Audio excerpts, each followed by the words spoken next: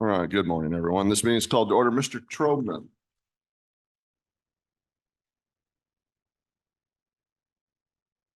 Good morning, Commissioners. Les Trobman, General Counsel. We have one commenter this morning. We have Lara Rod. If you can go ahead and unmute yourself and you can begin. Good morning. Thank you so much for having me. My name is Lyra and I'm with the Discovery Source. We have been working with your workforces and I wanted to introduce myself. We are an early childhood solutions company focused on developing skills to manage emotions. We also have family engagement components of everything we create.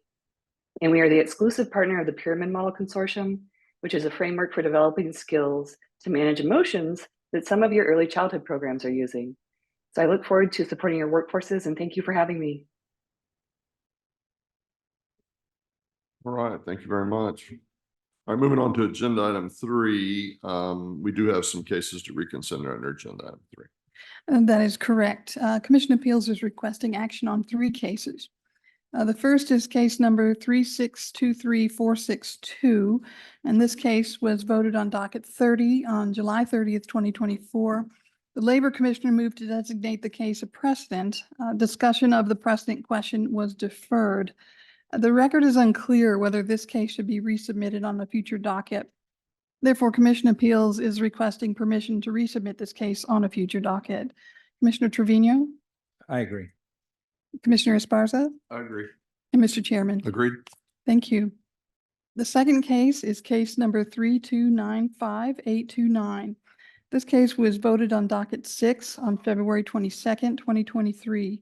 The commission voted to qualify the claimant for unemployment benefits and charge the employer's account, employer commissioner dissenting. The decision was not mailed because further review revealed that the employer account number on the case is incorrect. Therefore, Commission Appeals is requesting to resubmit this case on a future docket. Commissioner Trevino? I agree. Commissioner Esparza? I agree. And Mr. Chairman? Agreed. Thank you. And the last case is case number 3215262. This case was voted on docket 20 on May 21st, 2024. The commission voted to remand this case to the appeal tribunal for testimony on a good cause issue. The decision was mailed May 21st, 2024, and the appeal deadline expired on June 4th, 2024. And there's no indication of an appeal. However, the decision is not final because it's void on its face. The materials issued to the commissioners prior to the vote were erroneous, and good cause is not a valid issue in the case. Therefore, Commission Appeals is requesting to issue a letter of continuing jurisdiction so that the case can be resubmitted on a future docket. Commissioner Trevino? I agree. Commissioner Esparza? Agree. And Mr. Chairman? Agreed. Thank you, gentlemen. Under agenda item 4, we have one tax liability case on docket 34.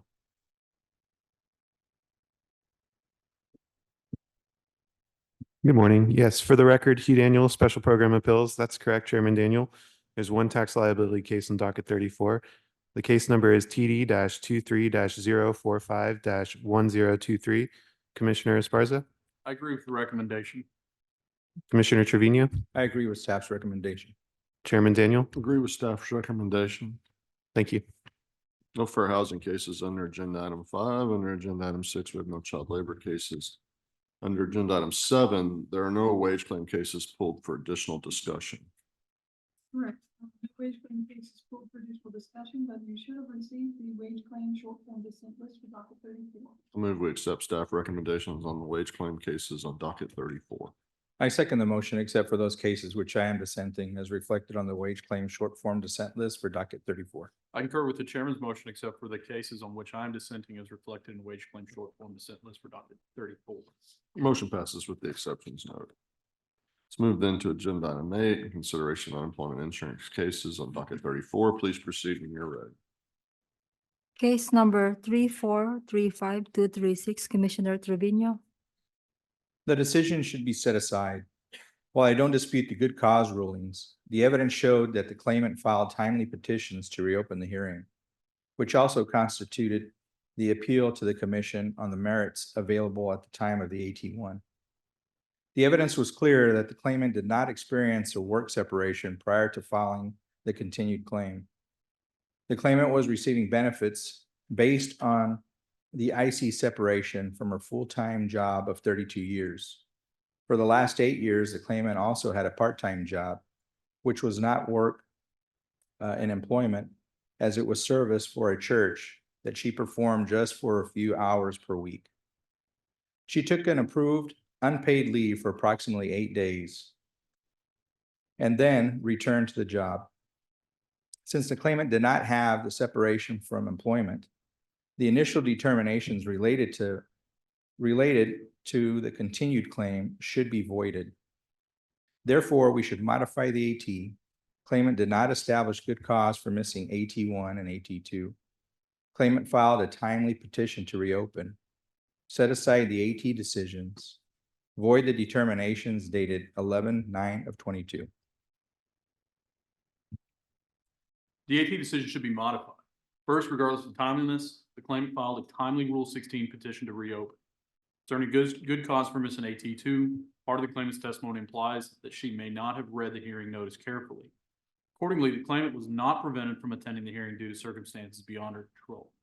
Regarding good cause for missing the AT1, the claimant did not participate due to her phone breaking. However, the claimant's appeal did not explain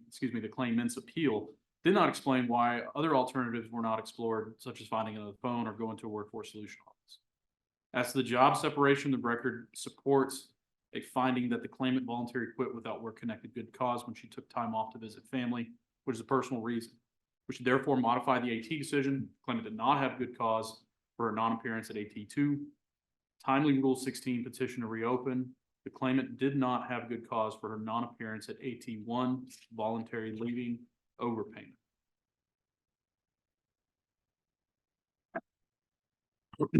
Claimant established good cause for AT, resubmit, and it was a timely claimant petition to reopen.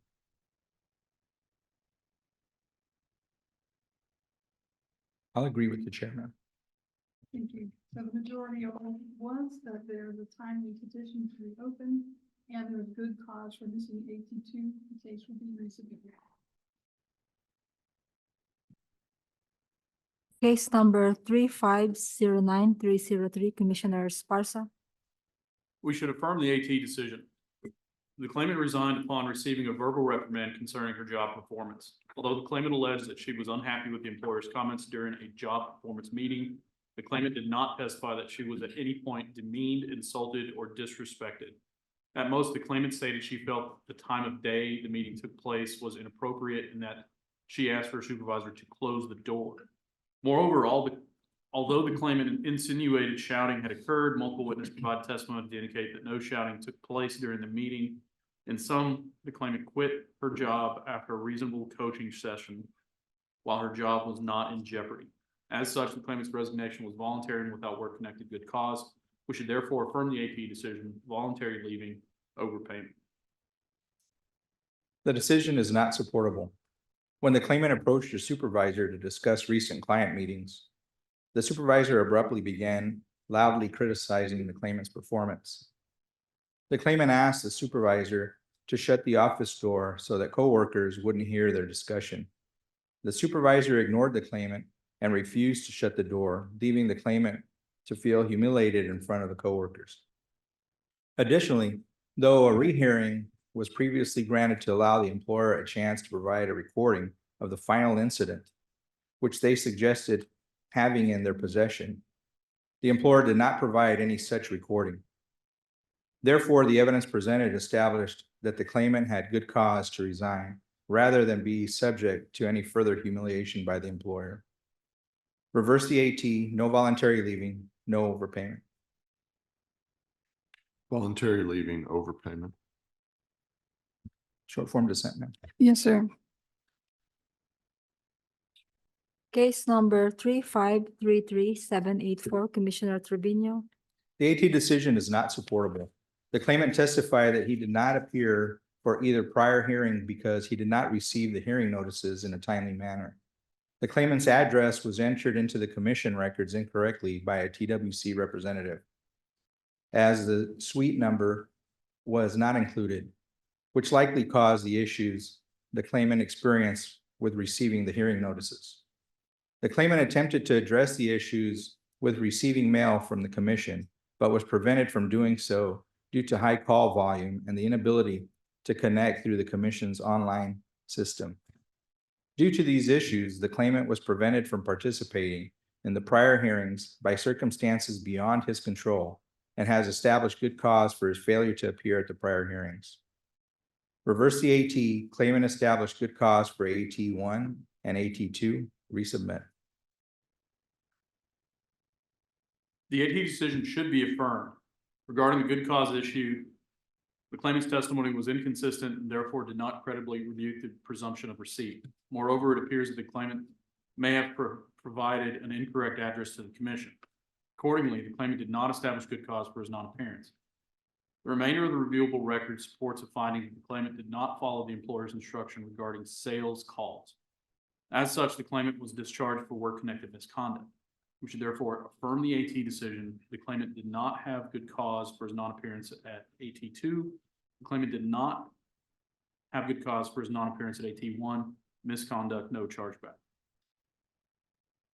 Claimant established good cause for AT1 and AT2, resubmit. We will resubmit the case. Case number 3577126, Commissioner Esparza. We should reverse the appeal tribunal decision. On a final warning, the claimant was pulled over for traffic violation while driving a concrete truck. The most objective evidence in this case is the written citation the claimant received. It stated the claimant was stopped for, quote, driving a commercial motor vehicle while texting, end quote. The police officer noted that the claimant was looking at his phone while driving down the roadway and added that the claimant immediately apologized for being distracted with his phone. Considering the officer's actions in initiating the traffic stop, the claimant's testimony that he was not holding his phone is not credible. In fact, his apology to the officer indicates the claimant was aware of his unsafe behavior. Because the claimant was on a final warning, his safety violation constituted misconduct connected with the work. We should reverse the AT decision to misconduct and void the chargeback ruling. The decision should be modified. The employer discharged the claimant for allegedly texting while driving. However, the employer presented no firsthand evidence to show that the claimant was texting while driving or otherwise violating any policy. The claimant denied the allegations, and though he was pulled over because a police officer thought he might be driving while texting, the claimant was not issued a citation. Therefore, the employer failed to provide sufficient evidence to establish that the claimant engaged in actions that could be considered misconduct connected with the work. Since this case involves an additional claim, the portion of the AT decision that added the chargeback ruling should be voided. Modify the AT, no misconduct, void chargeback. No misconduct, void chargeback. Short form dissent. Yes, sir. Case number 3598216, Commissioner Esparza. The AT decision should be modified. I agree that the employer had good cause for its non-appearance. As to the job separation, the claimant was terminated for multiple reasons, including accepting a gift from a client, which was a violation of the employer's policy. The claimant stated that she even told the client that she could not accept the gift as it was against company policy. Nonetheless, the claimant ultimately accepted the client's gift. Since the claimant violated the employer's known policy, her actions constituted work-connected misconduct. We should therefore modify the AT decision. The employer had good cause for its non-appearance, misconduct, no chargebacks, ever adequate employer response. The decision should be modified. Regarding the good cause issue, I do not contest that the employer established good cause for its failure to appear at the AT1. Regarding the job separation, the employer testified that the claimant was discharged for accepting a gift from a client in violation of policy, performance issues, and other allegations made against the claimant. However, the claimant had informed her supervisor about the gift several weeks prior to the termination, yet the claimant was not discharged at that time. The employer provided no firsthand testimony regarding the alleged performance and behavior issues, while the claimant denied these allegations under oath. Therefore, the employer has failed to prove that the claimant was discharged for misconduct connected with the work. Modify the AT, employer established good cause for AT1, no misconduct, chargeback, void adequate response. Employer established good cause for AT1, no misconduct, chargeback, void, adequate response. Short form dissent. Yes, sir. Case number 3598897, Commissioner Esparza. The commission should grant a rehearing in this case. The employer's firsthand witness did not participate at the AT hearing due to being out of town. In its appeal to the commission, the employer offers this witness to provide testimony that deals directly with the job separation in this case. Accordingly, we should rehear this case for testimony for the employer's witness, please. AT decision is correct. The employer discharged the claimant for allegedly violating policy by browsing the internet while on the clock. However, the claimant consistently denied the allegation or the alleged policy violation and offered credible explanations for why her supervisor might have believed that she was inappropriately browsing the internet. The employer neither provided any firsthand testimony to support the alleged misconduct, nor offered any explanation for why its firsthand witness was not available to testify during the hearing. Therefore, the employer has not met its burden of showing that the claimant was discharged for misconduct connected with the work, nor met any criteria for granting a rehear. Affirm the AT, no misconduct, chargeback. Rehear. We will rehear the case. Case number 3615502, Commissioner Esparza. We should reverse the appeal tribunal decision on good cause. The employer missed the hearing because the owner was out of town for a week. Upon his return, the owner learned that the hearing had been scheduled during the time he was out. Excuse me, hang on a sec.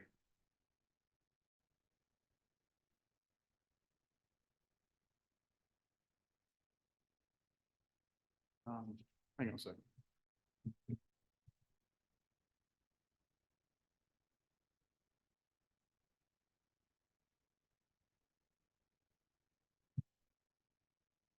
My apologies. My argument, we should reverse the appeal tribunal decision on good cause. The employer missed the hearing because the owner was out of town for a week. Upon his return, the owner learned that the hearing had been scheduled during the time that he was out. Because the employer missed the hearing due to being out of the office on the pre-planned trip, the employer established good cause for its non-appearance, and the case should be resubmitted for merits testimony. AT decision should be affirmed. The employer did not participate in the first hearing because they did not monitor their mail while the owner was out of town. As parties are required to monitor their mail at their addresses of record, the employer has failed to establish that they were prevented from participating in the hearing by circumstances beyond their control. Regarding the separation, the employer alleged in their statements to the claims examiner that the claimant did not meet their expectations, but provided no information regarding whether the claimant had the ability to meet their expectations or what action or inaction led to the discharge. Therefore, the employer failed to establish that the claimant was discharged for misconduct connected with the work. Affirm the AT, employer did not establish good cause for AT1, no misconduct, chargeback. Employer established good cause for AT1, resubmit. We will resubmit the case. And that was the last unemployment insurance case pulled for additional discussion on docket 34. You should have received the UI short form dissent list for docket 34. I move we accept staff recommendations on the remaining UI cases on docket 34. I second the motion except for those cases which I am dissenting as reflected on the UI short form dissent list for docket 34. I concur with the chairman, except for the cases of which I am dissenting as reflected in UI short form dissent list for docket 34. Motion passes with the exceptions noted. Thank you, sir. Thank you. We'll take a short recess.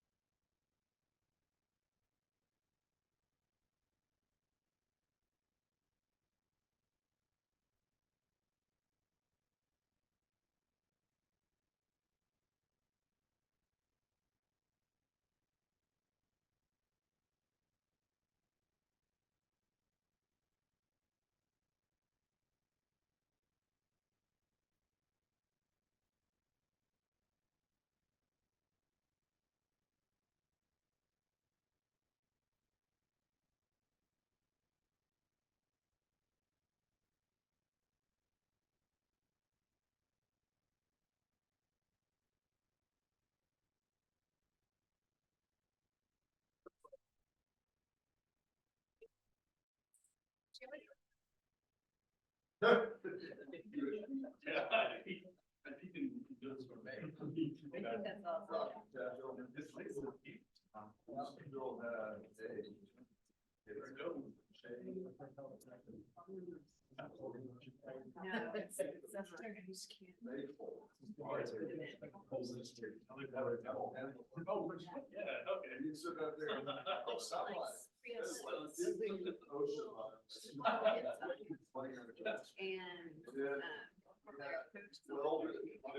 now, they're just getting to like, the volleyball's out there, they're just getting to the floor. Allison, she's a wolf, but she really prefers like this organized sport activity. So she.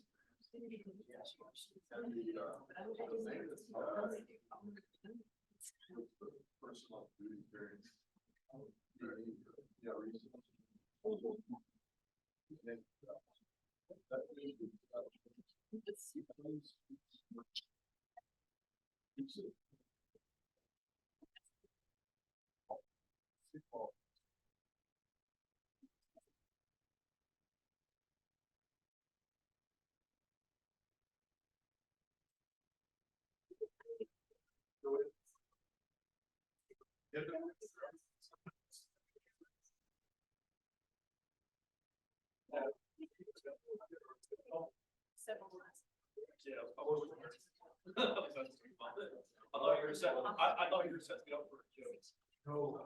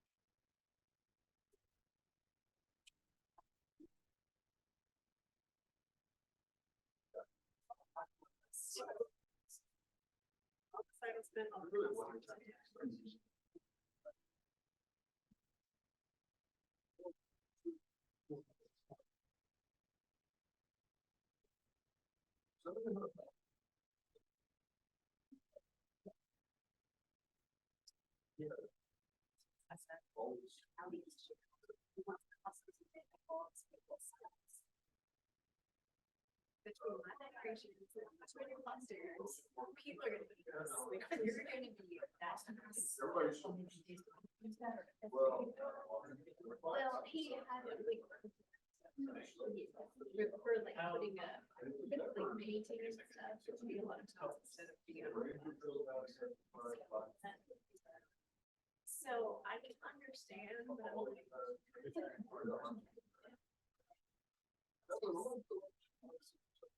He wants to do like. So everybody that's. Yeah.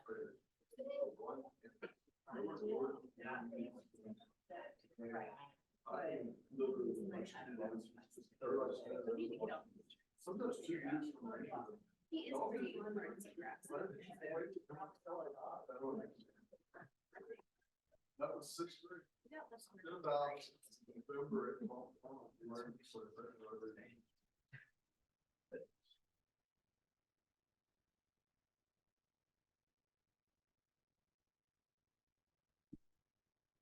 Agenda item 9, initial high school equivalency voucher distribution as related to Texas Education Code, section 48.302. Good morning, Chair Daniel, Commissioner Trevino, Commissioner Esparza, and Mr. Sarna. For the record, Carrie Ballas, Workforce Development Division.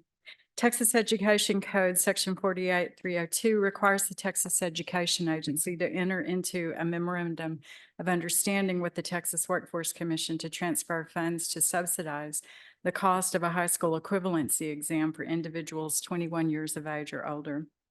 In anticipation of the fiscal year 25 funds transfer from TEA, staff today recommend implementing the subsidy program as outlined in your notebook materials. Of note, in item 1, we are requesting a temporary suspension of TWC Rule 805.73B, which states that TWC must use test taker data to determine the proportional split of voucher funds.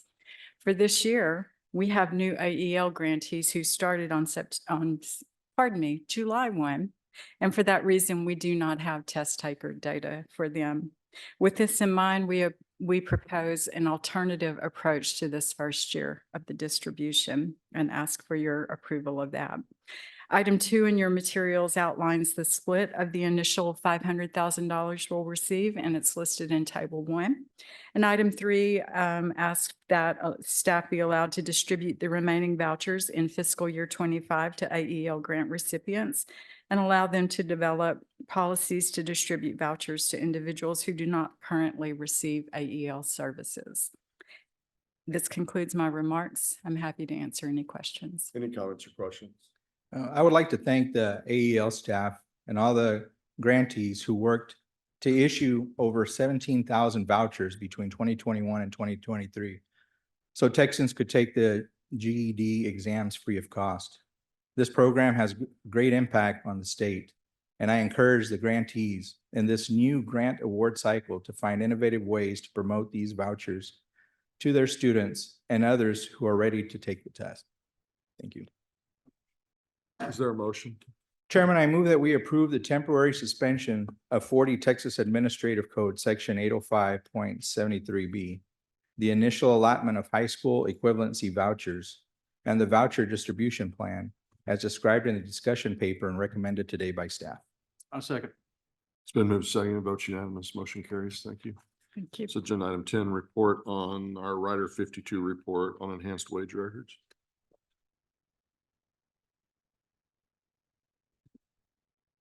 Good morning, Mr. Chairman, Commissioners. For the record, Adam Leonard, Chief Analytics Officer for the Workforce Commission. I'm here to present the report to you that is required by Rider 52. By brief history, the legislature modified the Texas Labor Code to authorize the commission to develop enhanced wage records to include occupation and other data of value for labor market information purposes. Subsequent to that, they asked us to do an examination of what it would take to do that. So what IT systems would need to be changed? What would the staffing costs be? Do we need any statutory changes, et cetera? And this report is responsive to those three questions. One being that the tax system would need to be either replaced or modified to capture this data. To some staffing costs associated with that. If we do it as part of the UI system replacement, it becomes a lot cheaper because there's already money in play to make modifications to that system. If we were to do it now with the existing system that we're hoping to replace soon, there'd be considerably more development and time costs associated. And then lastly, believe that there are no statutory limitations that would prevent us from making these enhancements. So I'm happy to answer any questions you may have regarding this report or the topic in general. Comments or questions? None here. Adam, that you mentioned that we're not changing it. This is all within our authority to Yes, we adjust reviewed. or put changes in. There's nothing that goes against statute. Is this the employment benefits system that we're talking? Is it housed within the employment benefits system that we have on our website? It is one, we have several UI systems. One is called the tax system, Okay. and that's where the employers file their wage data. And that's what would need to be modified whenever we implement this. Okay. Do we call that the ETS? What's the name? What's the term that we use? I'm just trying to be familiar with. the Do lingo. we have any UI people in the room who can answer that question? UTS. Okay. UTS, okay. Thanks, Tommy. Okay. Thanks, Adam. No Sure. more questions.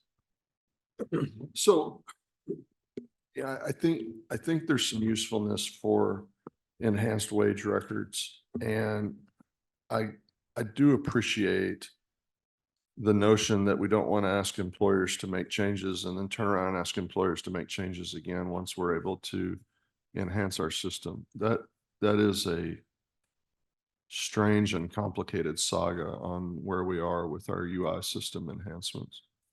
It probably deserves its own book. But I am, let's say we get that worked out. Talk to me just a second about funding for enhanced wage records. And when I say enhanced wage records, I mean voluntary on the part of the employers, the usefulness of that information, the anonymity that that information would deserve. Do we have adequate funding right now for these enhanced wage records? If we could proceed immediately, notwithstanding our other issues? Would we have to seek funding for that? Is this something that could be blended into our labor market information? Just sort of high level, talk to me about those issues real quick. Sure. So in terms of funding, the UI administrative grant, and Chris can speak to this better than I can, but has gotten very tight. And so carving out an extra several $1 million to do this out of that existing grant might not be easily feasible. And I think that was part of the reason why the legislature was asking us, what types of costs would be involved in doing this. In terms of the value of the data, or rather, let me start with the question of privacy. We are entrusted to protect and appropriately utilize a lot of PII, very sensitive information, whether it's on the part of the worker or on the part of the employer. And we take great pains to ensure that when we leverage data, whether it's for internal, purposes or things, storytelling, or helping people in the labor market or in the economic development community to use this data, that we use cell site suppression and other techniques to ensure that it's not clear who a given employer is associated with a set of data. And I would imagine that we would continue doing that given the importance of safeguarding that privacy. In terms of the data, there is a lot of value in this information from that could come out of enhanced wage records.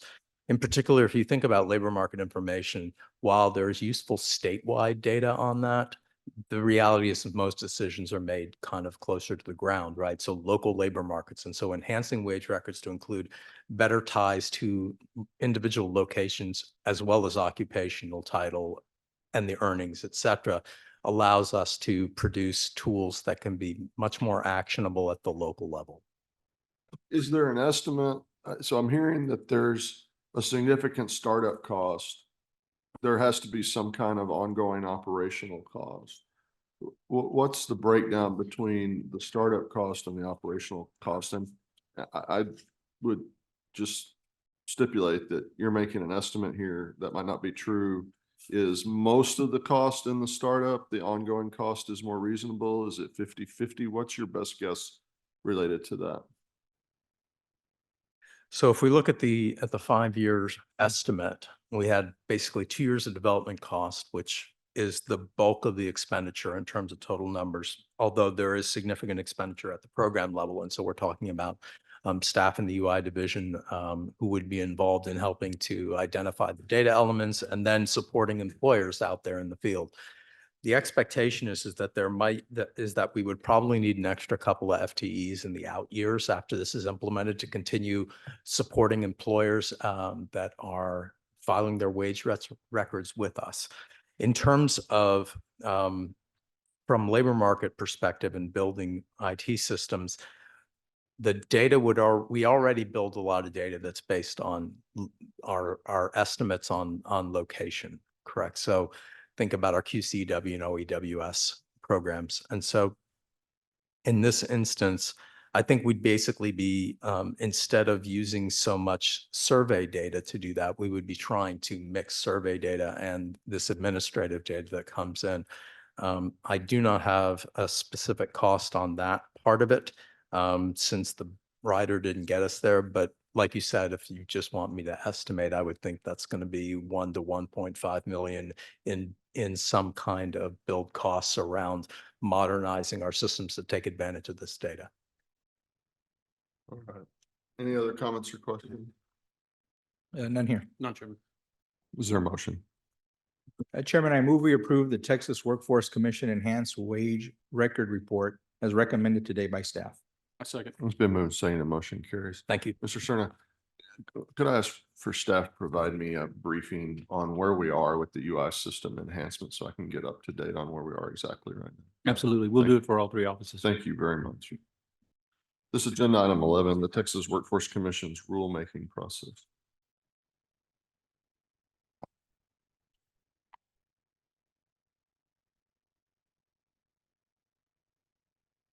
I asked this to be put on the agenda.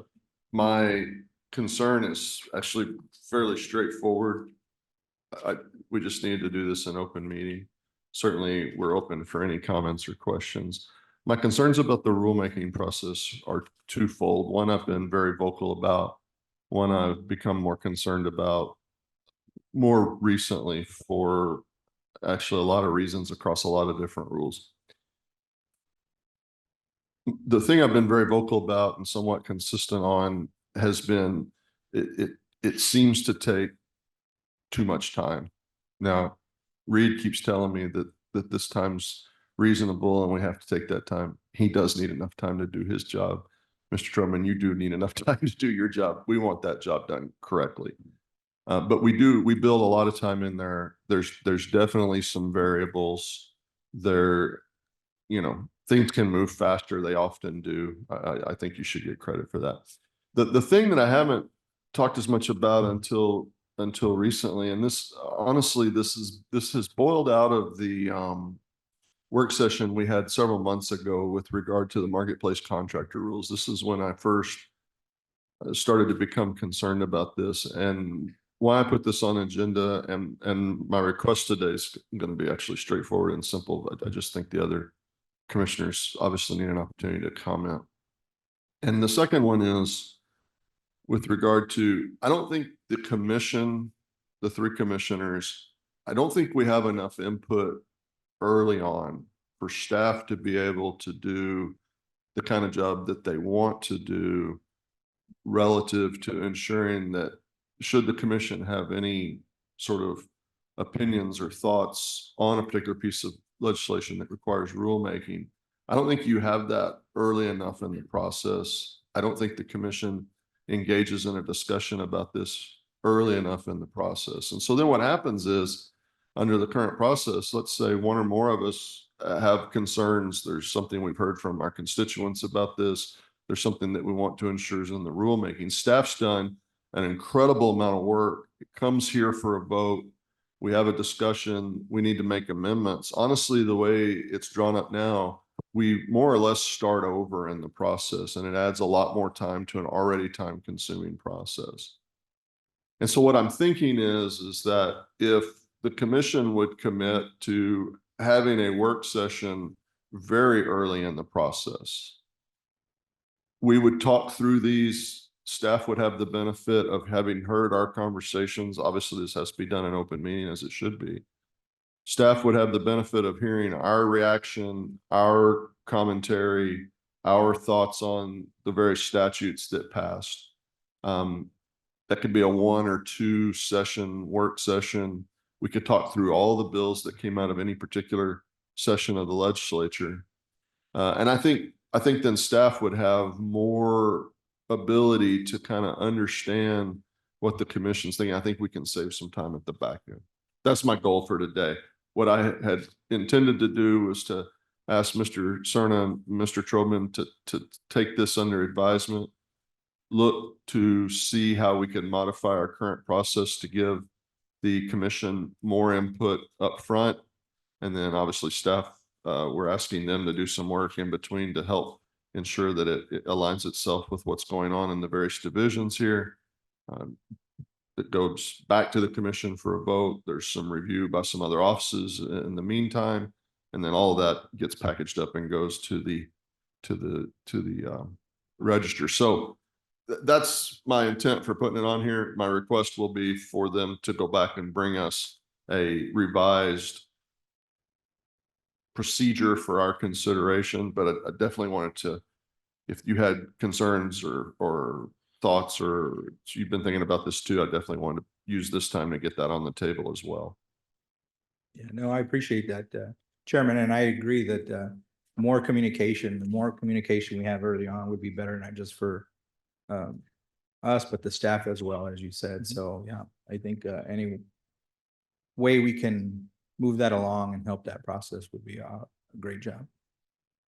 And so, second my fellow commissioners on that, this being the first cycle of rulemaking policies, I've appreciated the updates that I've received, and being able to see, you know, the on time where we're going to go, because ultimately, different agencies have their processes and some things.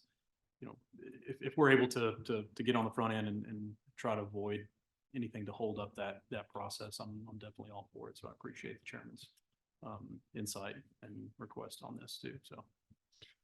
Commissioners, I appreciate the commentary. If there's no objection, let's ask Mr. Serna and Mr. Troman to take a closer look at this, prepare a revised schedule or a revised process that we would use, bring that back to us. I don't necessarily think it needs our approval, but let's discuss it one more time before we implement that and see if we can't get a little more efficient in this process and really kind of get all the good ideas on the table and then see if we can find some greater efficiencies in our rulemaking. Yep. If there's no objection, we'll ask for that and we'll take this up at a future meeting. We'll be more than glad to.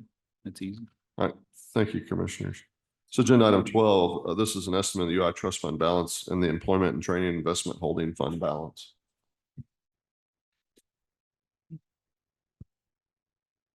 Good morning, Chairman, Commissioners, Mr. Cerner. For the record, Chris Nelson, Chief Financial Officer. This morning, you have an update on the projected unemployment trust fund balance as of October 1st, 2024. I will say I'll probably bring back another update in early September. The tax job that gives me the final taxable wages that sets the floor will be run next week. So that number will be locked down next week, which I'll be able to give a much tighter projection next week, although this one's pretty close. Still projecting 2.1 billion in remittances through September 30th. Still projecting close to 2.9 billion in payouts through September 30th and leaving a balance of close to 1.5 billion. And still projecting at this point the floor to be 1.3 billion. And that number, as I said, will be finalized next week. So have a pretty good estimate after that. So at this point, we're still projected to be above the floor. And for the ETI account, we would if we are above the floor, we'll transfer funds from that account to fund the skills appropriation effective September 1st. And that concludes my update. And I'll be happy to answer any questions. Any questions or comments? None here. No questions. All right, that was informational. Thank you, Chris. Thank you. This is agenda item 13, Texas Workforce Commission's 2026 through 2027 legislative appropriations request. Again, for the record, Chris Nelson, Chief Financial Officer. Our TWC's legislative appropriation request is due to LBB on September 6th. Today, I have a couple items for a commission consideration to be included in that legislative appropriation request. The first are rider changes, and I'll briefly walk through those that staff are recommending for consideration. The first is unexpended balances of the Lone Star Workforce of the Future account. TWC already has UB authority for JET and skills funds, but when this program was authorized, it was authorized as a general revenue dedicated. So the rider is not specific to, it's only specific to general revenue. So this is adding language to allow us to UB any funds from that program into the next year of the same biennium. Early childhood education. This is just a change in making it 1.5 million for the biennium versus 750,000 per year. It's really just to kind of make the contracting a little bit simpler, but no change in the dollar amount. Rider 33, notification of VR funds. Section C basically states that TWC cannot use any funds appropriated in September to match the federal grant that the first year ends on September 30th. You have to use it for the October 1st federal grant starting. So this rider change is basically, and this one ties to an exceptional item that I'll walk through in a second, is basically allowing us to request an exceptional item effective September 1st, 2025, use a portion of that exceptional item to fund the 2025 VR federal grant so that we could, in a sense, match two federal grants with the same state appropriation year. The next one is independent living. This is basically just adding additional language in the rider that goes to HHS.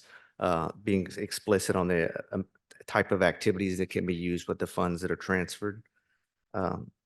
Unexpended balances of appropriation for our IT projects. This is really just aligning. We've had this rider in a bill pattern for a couple sessions now, where we have major IT projects that take more than one biennium, and we request UB authority from one biennium into the next. This is just aligning the nomenclature that's used in it to what's actually in the GAA. And then the last one is, or second to the last one, is appropriation of GR dedicated for funds 492. The BET program collects set aside fees that we use to match and bring down additional federal funds. Right now, we have a hard limit on the amount of appropriation that we have.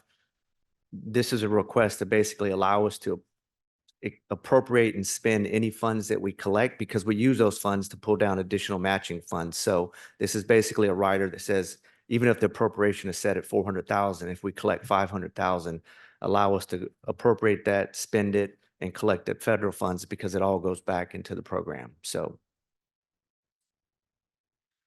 and then the last one is a cash flow contingency for SNAP. We have something very similar on civil rights.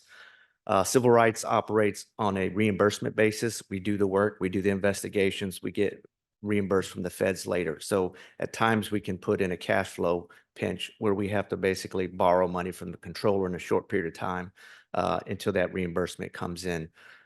In discussing with HHSC and the SNAP ENT program, there's a portion of that award that they're telling us operates on a reimbursement basis. So to basically provide the same flexibility with cash flow on that program, we are requesting an additional rider similar to civil rights for the SNAP ENT program. That concludes my comments. I'd be happy to answer any questions, or if y'all like to take. Questions or comments about rider revisions? None here. None on the riders. Okay. Okay, moving on. The next piece are the exceptional items TWC is requesting, and I'll lay these out today. I will say one of the things that when we submit to LBB, we have to rank these in order of priority. So I will ask the commission, if you choose to vote today, to rank them in priority as well. And I'll briefly walk through some of these. The first one is the VR general match. As TWC has basically ramped up services in the VR program. We don't fully match the VR federal program at this time. This is basically requesting additional general revenue to fully match the VR federal dollars that are available so that we can continue providing services at the level we're currently operating at. The next is the Chapter 133 apprenticeship funding. As the commission have seen in various meetings previously, which generally is a lack of general revenue in the Chapter 133 program. This is a request for additional funding to provide more apprenticeship activities throughout the state. It also factors in one of the issues that we've seen is continued growth in the program, so that we don't request an amount and then have to come back to the commission and find additional funding later because we didn't really estimate the growth accurately. So that's the second item. Texas Veterans Leadership Program is a program TWC currently operates. Right now, it is funded with employment services, but we are having an issue right now with the employment services program with various ES employment services rule change that is putting a pinch on the available dollars available to the ES program. So this is a request to ask for general revenue to continue to operate this program that's currently in statute. The next one is the Older Individuals Who Are Blind program, which is a separate grant within the VR program. That is a relatively small grant. TWC has already fully maximized available funds in the VR federal grant. Previously, TWC decided to dedicate some of the Social Security reimbursements we get to the VR program toward the OIB program, but to continue to provide additional services, that revenue source is probably pretty much tapped out as what would be available. $8.5 million of those funds already go to HHS. plus any additional funds we would put into the VR program. So this is a request for general revenue to expand the older individuals who are blind program. The next one is labor law enforcement. So our labor law program is funded with penalties and interest, what we call Fund 165 or Special Admin Fund. It funds the labor law program. One of the things that we've seen with activities and expenses that have been incurred through 2024 and going into 2025 is there has been an increase in labor law claims, which means there's been an increase in labor law appeals, which is driving the number of hours and costs that we're charging toward this program. So this is a request to request additional penalties and interest funds dedicated to the labor law program. Work readiness, outreach and youth services. This is a compilation of various activities. The bulk of it are career and outreach staff that are currently funded at the board level. One of the things that we are monitoring is the services are provided locally with TANF funds that the boards get through their allocation process. There is a possibility that that may not be a viable option in the future, but it also includes other youth-related grant activities as well. And that would be 10 million a year for that and 41 FTEs. The next one is a civil rights exceptional item. TWC presented an exceptional item last session. It got approved. We requested 6 additional FTEs to work a backlog. Unfortunately, TWC pitched that item as a one-time exception to work off the backlog. TWC is on track to fully work off that backlog by the August of 2025. But as we evaluate the amount of current and what we project as future cases going, one of the concerns is that would we, 2 years after that, this biennium ends, would we be back into a large backlog? And so that's why it was brought up. This is being added as an item for commission consideration. The next one is a Texas Veterans Network. This is $1 million per year. This isn't a referral service that's operated. It's currently funded with WIOA. With other program requirements being put on our various federal programs, this is a request to basically ask to see if the legislature would fund this program with general revenue. It's currently funded with WIOA, but just because of the additional constraints being put on our federal programs, this is a request to fund it with general revenue. Career schools and colleges. So TWC collects fees to administer the career schools programs. It's technically considered general revenue. So any activity that we spend similar to labor law, anything above our base amount is basically an exceptional item request. And so this is a request of 1 FTE and $163,000 per year to invest more resources into the career schools program from the fees that we collect. The next one is labor market FTEs. This is to fund 3 positions to do additional labor market activities that are not available. That's not kind of beyond the capacity of the resources that we currently have.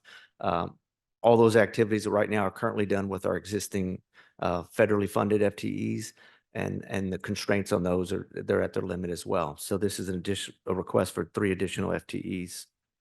And the last one is COVID-19 employer mandate. SB 7 passed last session. TWC is currently doing this activity. Right now, we fund it with skills appropriation dollars. And so this is a request to continue to do that activities, but specifically request general revenue outside of the skills development program to fund this activity.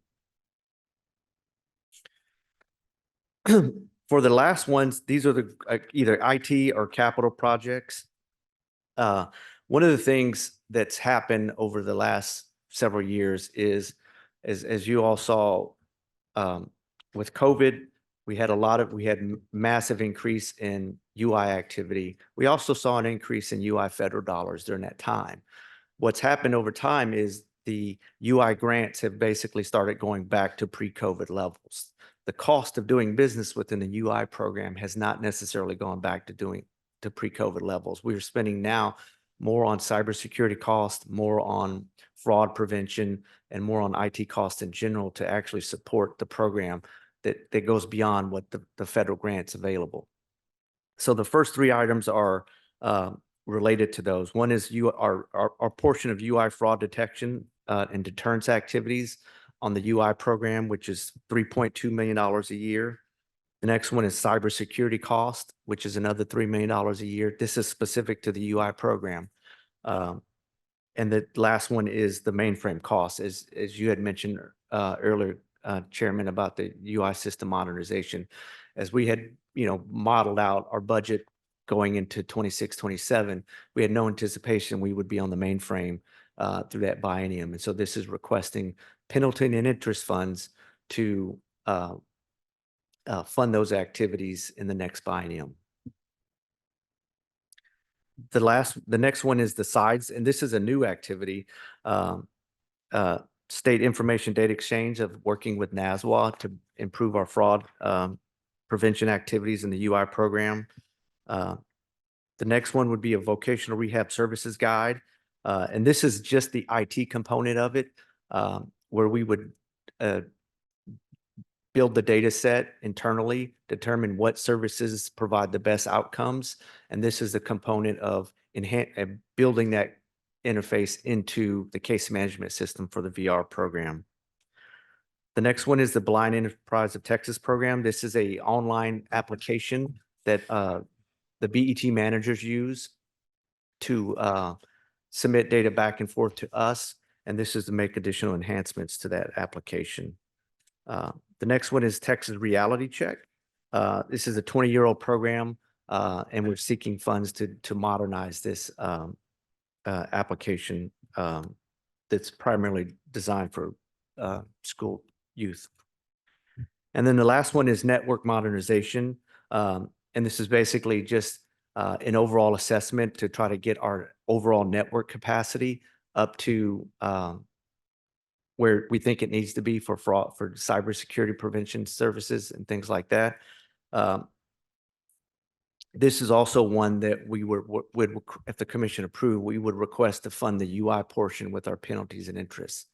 And I will say, if the commission decide to vote on these today or on the 3rd, any of these items that I've specifically requested to fund, replace unemployment insurance federal funds with our penalties and interest, I will bring back a subsequent discussion paper and an order authorizing the use of it. And that concludes my comments. I'd be happy to answer any questions. All right, comments and questions. Chris, the way this was proposed or laid out as staff's priority recommendations? I wouldn't say they're staff priority. I put them in order of, in a sense of impact to the program. So what you see is programs that are currently in place that would be harmed, like VR is a currently program, pretty big, one of our biggest programs. The reduction, if we're not getting those additional federal dollars would definitely have a major impact. So it's kind of ordered from my staff recommendation of the order of impact to the programs. Okay, thank you. But yeah, it's commission discretion to prioritize as they see fit. I've got comments and request clarification on from exceptional items on page 3 on the workforce readiness outreach and youth services. And I do appreciate the explanations and going over this with me and making me understand that not only the program, but also where I see where federal environment is putting the state of Texas.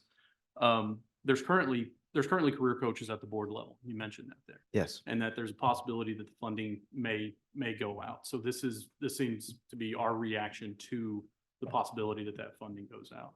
And while I appreciate that as far as taking action and not waiting, and I understand because there is a deadline of 2026, it seems like that we've timed to either pull the trigger on this, request the funding to support that program. But I also want to ask or if we're even able to, with this, as I consider these career coaches and their involvement with youth and getting them out of high school and into careers, extremely important, obviously. So we definitely have to do something. I understand that as well. I definitely come from an area that having these folks, these career coaches at the local board level, at the local intimate where they're working with the schools and having that, I want to be careful that we don't lose that. And if even if we're still available to explore any possibility that either we could fund those that are currently doing the work out there, there may be too many for us to do. And I think we're requesting 20 million over the biennium to provide like managers over those sectors. And again, I think that's where I want to make every available ability for us to work with those boards in either supporting those local coaches, or if we are going to be implementing the 41 FTEs, that they're in very much communication, or they have input on who those people are, and that we can be able to, because I see this as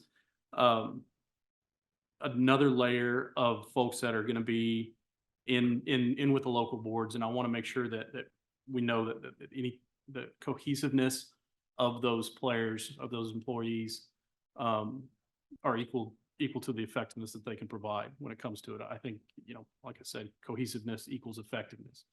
But I want to be able to make sure that we have as much input from the boards as possible when it comes to this program. And I think that's what I hear we've done, or we're looking into as far as we can. I don't know. I guess my question would be, if we do not get this, do we have the ability to maintain that program? I guess if the TANF money runs out, or if that's no longer included.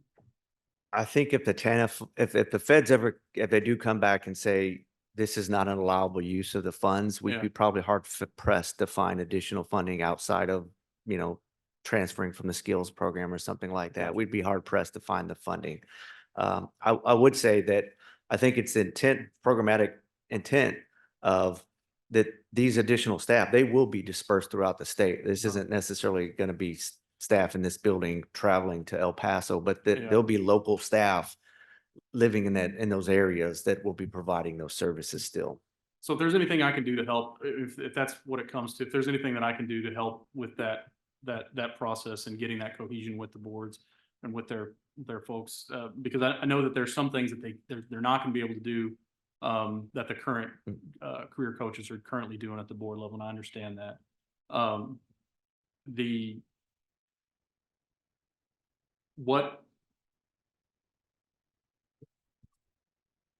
guess what's implemented if we receive this item, receive the funds, and the TANF money is still continued for those career coaches? This is just an extra layer of. So because the boards basically voluntarily, if they feel they get an allocation of TANF funds every year. Mhm. If they feel they have enough funds to actually fund this activity, and I don't think all 28 do it. Right. Roughly 20 something of them, I think, do it, but they make a determination locally that we have enough funds to do this and still provide all the necessary TANF choices activities we Yeah. need to do. They would basically just divert back and provide only primarily TANF choices services. Okay. Yeah. So there's not a That'd be a great dedicated option, I think. there's not a dedicated funding source going to the boards for this. It is TANF choices that's part of the allocation that I bring. Mhm. And then if they feel they can afford it, they carve out an allowable position or two to provide those activities right now. Okay. Okay. Thanks for the clarification, Chris. Appreciate it. Commissioner, just a quick point. It sounds like, at least what I'm hearing, and I may not be hearing right, but one is support for this kind of an effort driven at the local level, the boards, either engaged or ensuring that it occurs. And then probably, as Chris just pointed out, we would want to make sure that that happens consistently across the state so that maybe we look at the language of what we're requesting so that these FTEs, these funds go to ensure that all 28 boards provide that service. If it's these funds, if it's TANF, then we leave them, and the federal changes don't take effect, then we leave the model the way it is. But if we can have more influence, TWC, making funds available or FTEs available to the board so that there can be consistent coverage statewide, not just in the ones that want to do it and the ones that can't do it. Okay. So maybe we'll look at the language and come back to you and make sure that we're capturing your intent, which is to support the program, ensure that something happens statewide, and not maybe duplicate an effort where there is a potential for duplication, given that the federal government not make the changes to the TANF funding. Yeah. Yeah. And again, I appreciate the spot we're in right now is, we can't just wait and see. So I know, and I do appreciate that we're taking action and we're having that plan. But again, I think to reiterate that, as much support at the local levels that we can and have that, involved in the selection if it comes to those FTEs would be helpful. So thank you for that too. Thanks, Chris.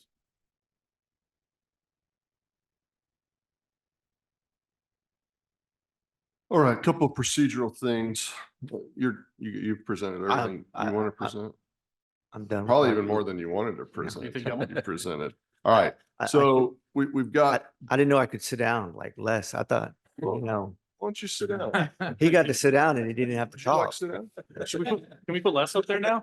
Can somebody get a ice cold Dr. Pepper for Chris while he has a seat there at the table? So we've got basically, in my mind, we've got three batches of things here to vote on. We've got our rider revisions. We've got our exceptional item requests for the LAR. And then, although there's still exceptional item requests, we've got basically what is our capital, and they put IT in there too, our capital and IT expenditure exceptional items. Let me just go back. I already asked this question, I'll ask it again. Is there any concerns, any objections with the rider revisions, the first section that Chris talked about at the beginning? None here. None? No, sir. All right. In the second batch, then, this is the non-capital or IT exceptional item requests. Are there any objections, concerns, something that you want to know more about here? Yeah, none here. Nothing further. I have two objections. I'm trying, the reason I'm doing this is I'm trying commissioners to not have to vote on each one of these individually. I have two that I would vote no on. One is the civil rights request. This boils completely down to optics. We told the legislature it was a one-time expenditure. We spent the one-time expenditure, and now we're coming back in the very next legislative session with the same request for the same expenditure. That does not make TWC look very good in terms of our management of this program for us to do that. And solely on those grounds, would I object to this request being in there. The other objection that I have is on the COVID-19 employer vaccination mandate prohibition. I don't like that we're spending money out of the skills development fund for that. That's the option that we have in front of us. Unfortunately, the way this is written, this appears to be very premature to me. I don't think we necessarily know these numbers. I'm not getting the sense that we even know the caseload here. I would object to putting it in there solely on the timing of it. We may have to come back, next time and do supplemental appropriations and various other things. I may very well be suggesting that we increase our workload. I just think it's premature for this one. I think that it is we haven't even implemented the rules on this yet. So it's for us to do this. I understand the need to get away from skills development fund. I just think the timing's bad on this one. If anybody shares my objection, let's talk about it now, and then we can kind of structure our motion accordingly. If nobody agrees with my objection, then I'm the only one objecting, and we'll just vote it out of here. So you're saying just to hold on to these until September or just take them out Omit 'em. completely? I'd prefer to take them out. We can talk about them again in September if we want to get some more information or have Chris find some more information. I'm perfectly happy to do that too. Today I'd take them out. If we want to bring them back in a couple of weeks and talk about them again, I'm happy to do that as well. I'll support it. Yeah, I can agree to take them out now. Do we have a motion?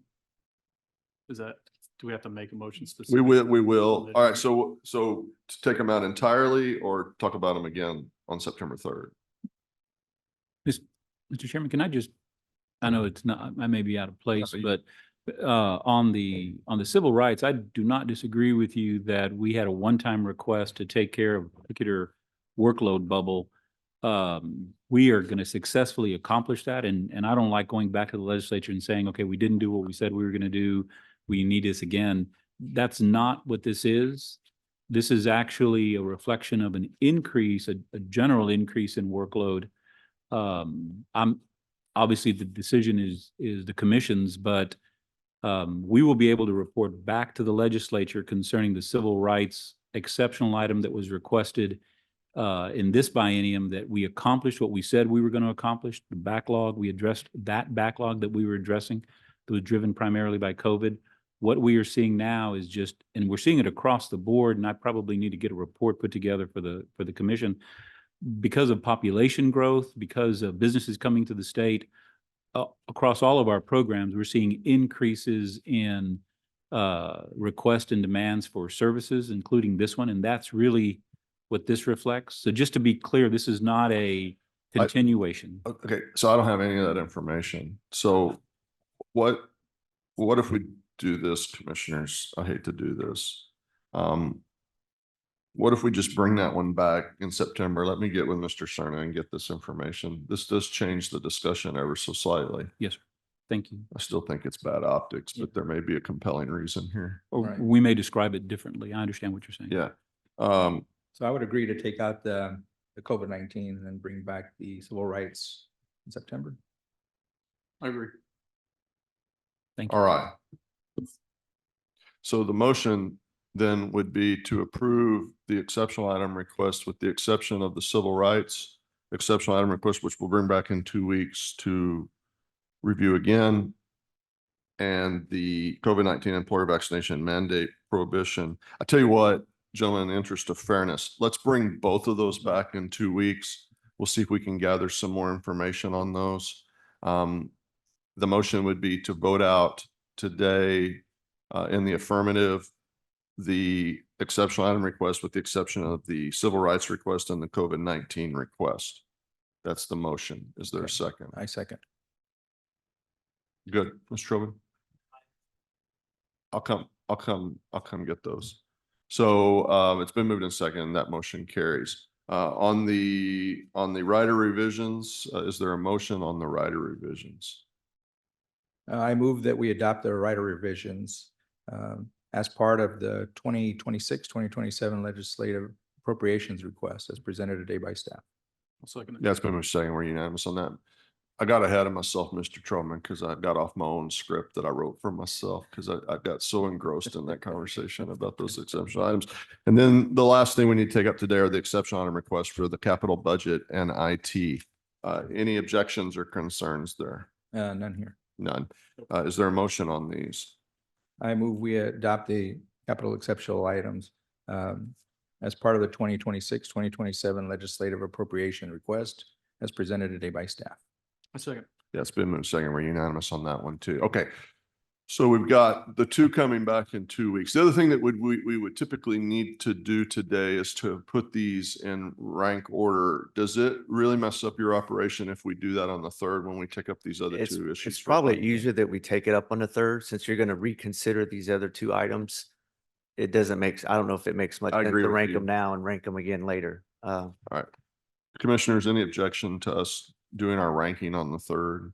None objections here. No, Chair. All right. Did we get you everything you needed?